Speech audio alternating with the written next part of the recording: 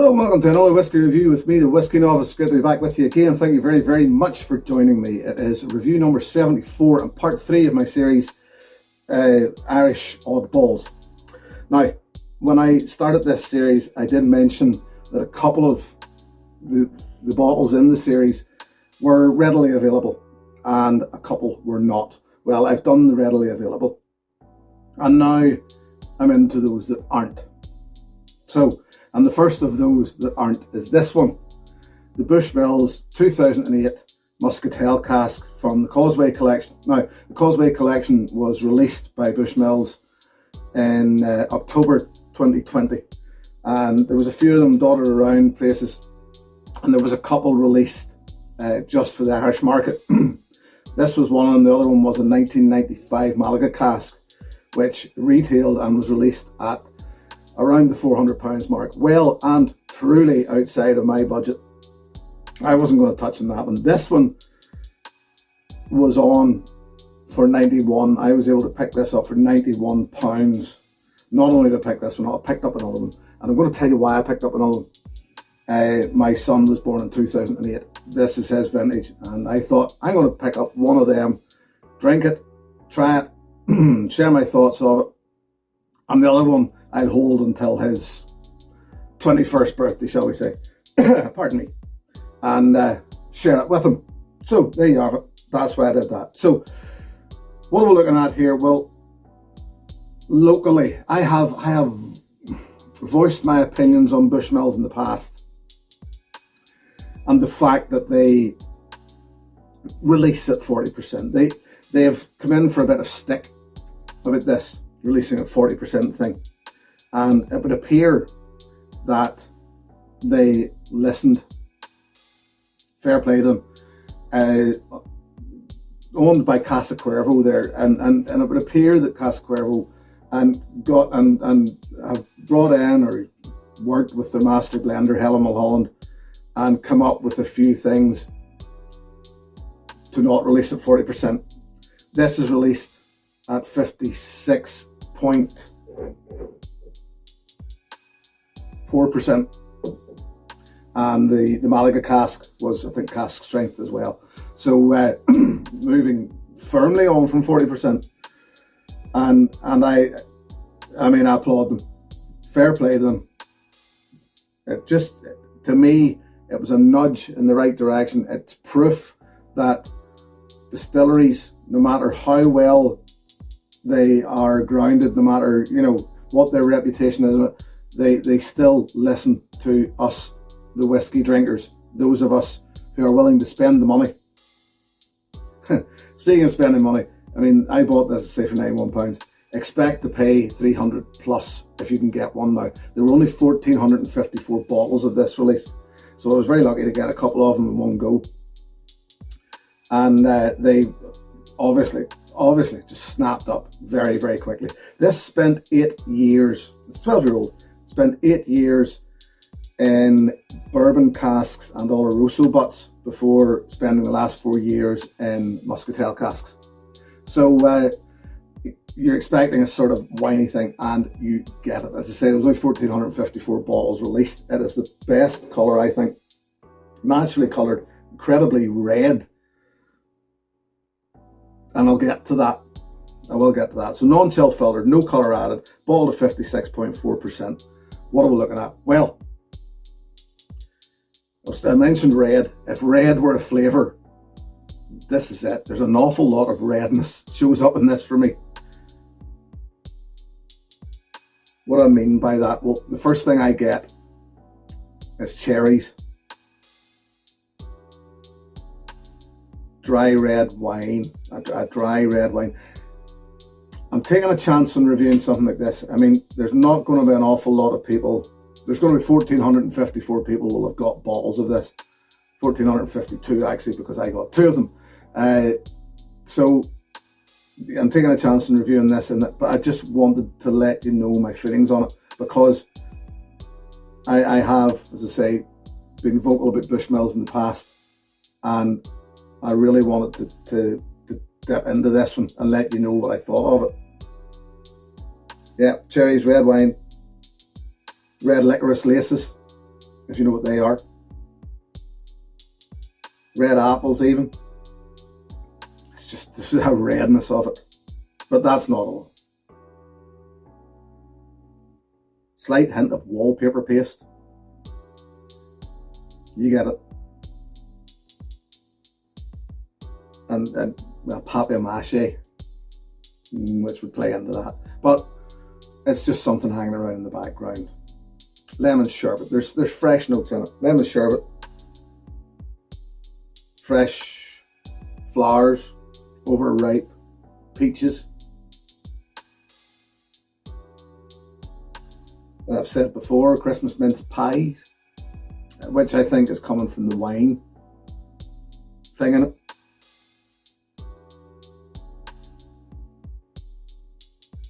Slight vanilla, and it's as bold as it is, it's also delicate. It's also got lots going on. It's weird because it's bold, but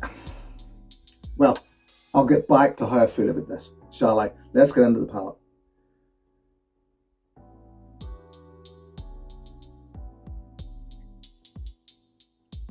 Sharp, sweet and sour delivery.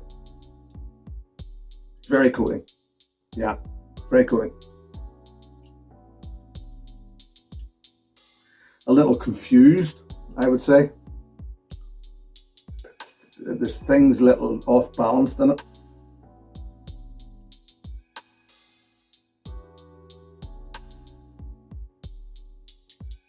But it's also fruity. It's firm. There's rich dark chocolate in there. Yep.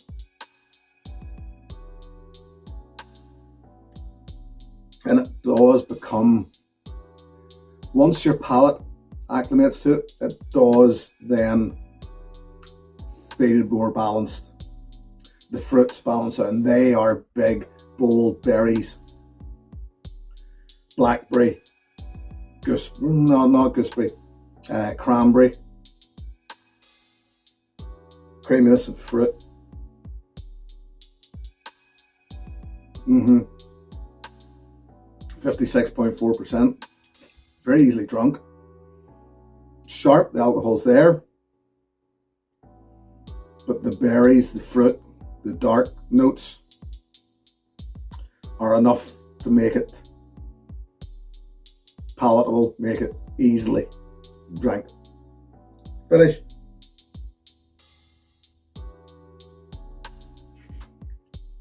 Long, fruity, hints of cinnamon, slight hint of orange. I'm going to add a little water. I mean, 56.4%. It can easily take it. As a matter of fact, give it another little bit. So, water does what well? Slightly more citrus, a little more lemon. Yeah. More of those red berries. It becomes slightly meaty. And I think it's even more a nose feel, that meatiness, thick.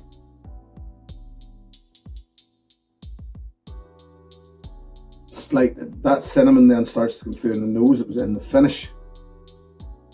There's almost a sparkling wine nose off it. Old leather. Nose feels slightly more spirited. The spirit comes forward a little more.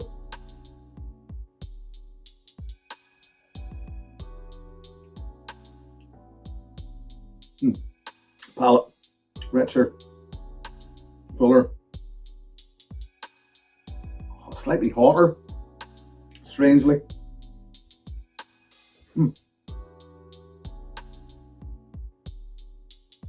Yeah.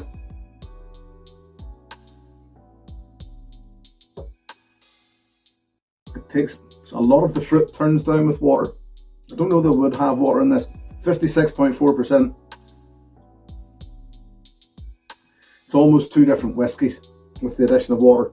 The fruit turns down, some slightly more sour notes turn up. That finish even loses a lot of the flavour, the fruit, and just becomes hotter with the addition of water. I was going to say earlier, and I'm going to do it now, my thoughts on this whiskey.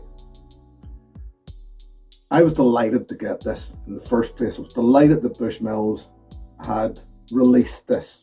It was a thing of beauty. I've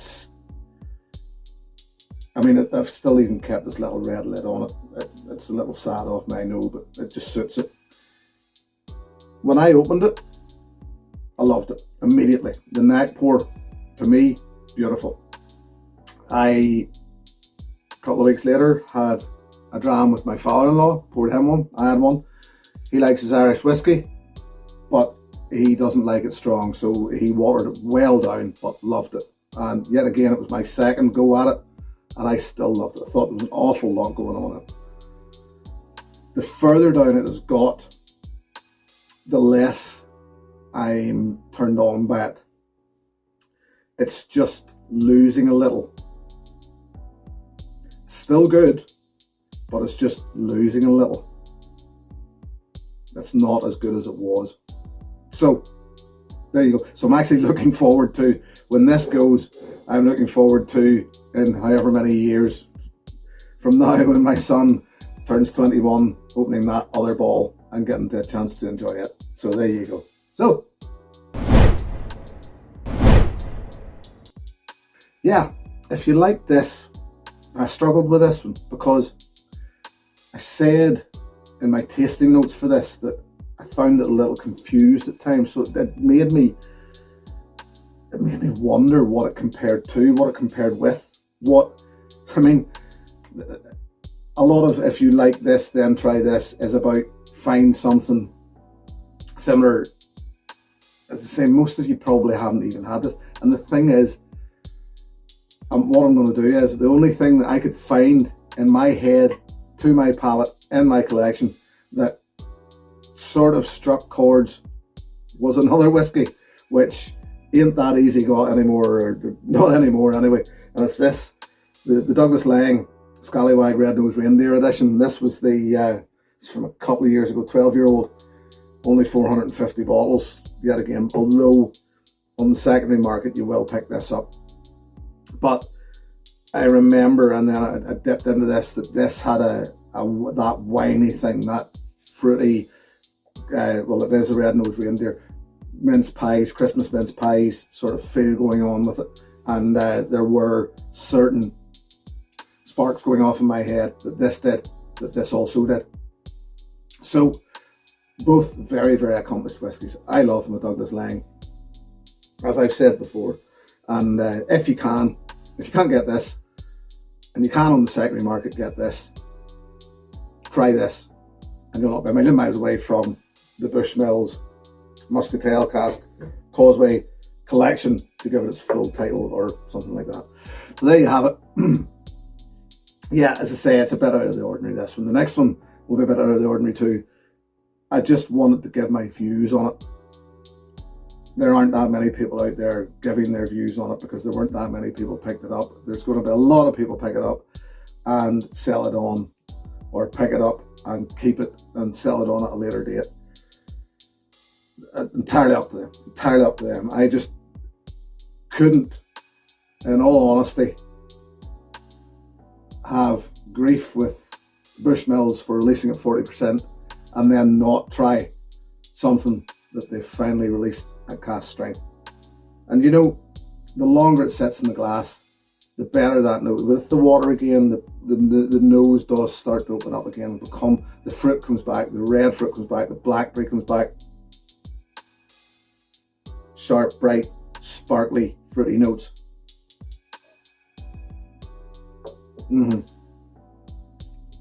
Yeah, it is good, just not as good as it was for me. So there you have it. Review number 74, done and dusted. I'll be back next time with something a little more out of the ordinary of the Irish Oddball series. Until then, thank you very, very much for your support. Thank you very, very much to my patrons. If you wish to join that group, the deets are below. Until next time, here's to your good health. Cheers. Hey, thanks for watching my video. Please click and subscribe to be notified of further content.